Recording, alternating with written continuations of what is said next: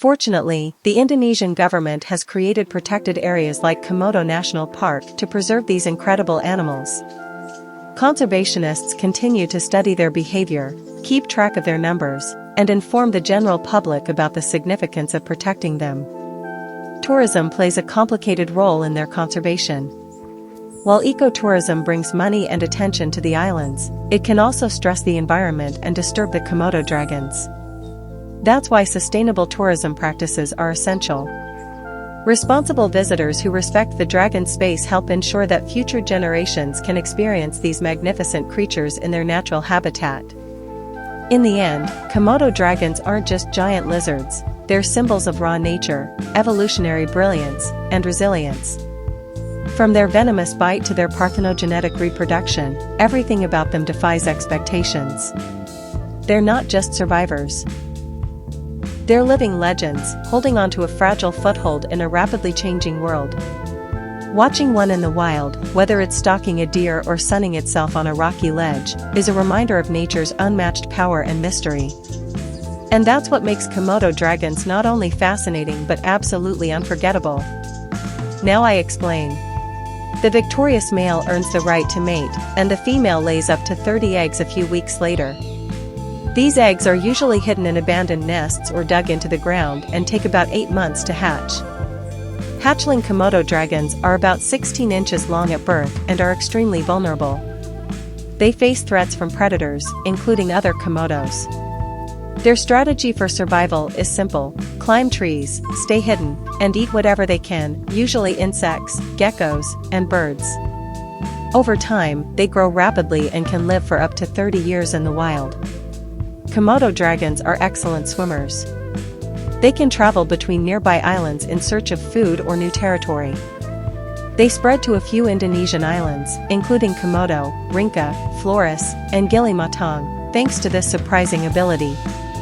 On land, they are solitary animals that establish and defend territories. While they don't form social groups, they do have a pecking order when feeding. Unless they want to risk fighting, smaller dragons wait for their turn to eat first. Another lesser-known fact is how intelligent these reptiles can be.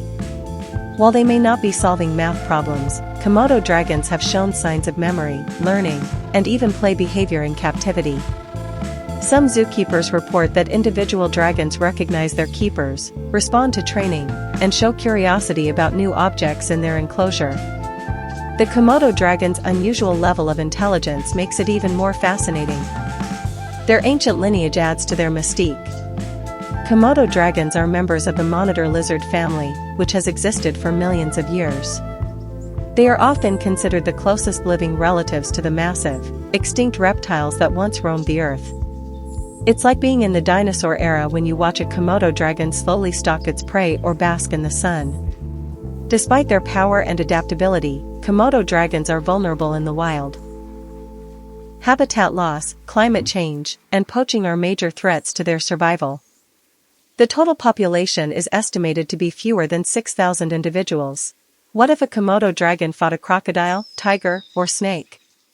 When you hear the name Komodo dragon, your mind likely jumps to images of a huge, scaly beast lumbering through a dry island forest, eyes locked on its prey.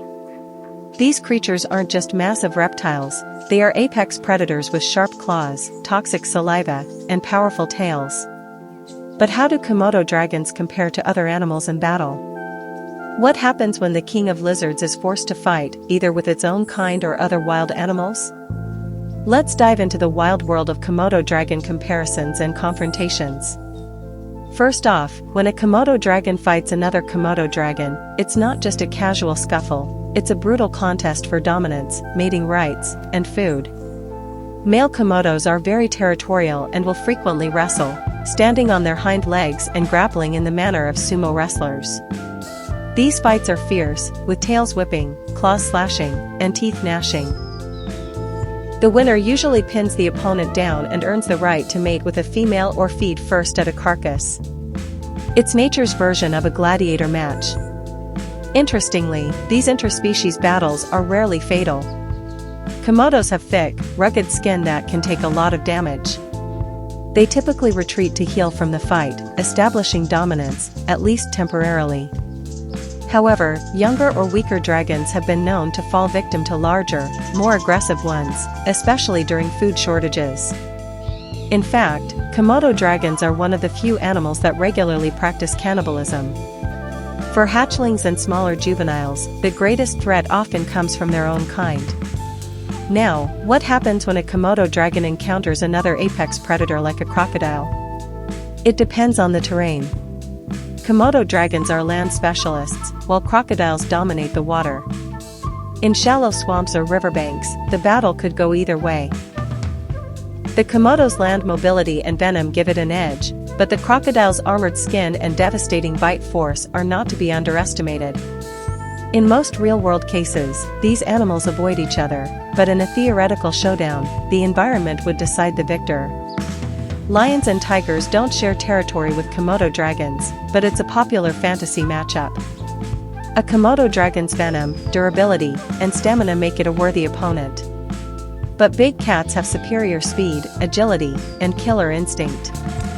In a head-to-head brawl, a tiger's quick reflexes and powerful jaws could spell doom for the dragon, especially if it goes for the neck. However, one accurate bite from a Komodo could lead to slow, agonizing death for the big cat if it escapes. These hypothetical battles make for great speculation, but they're highly unlikely in nature. Against smaller predators like wild dogs or jackals, the Komodo dragon almost always wins. Its size, tough hide, and tail-whipping ability give it a massive advantage.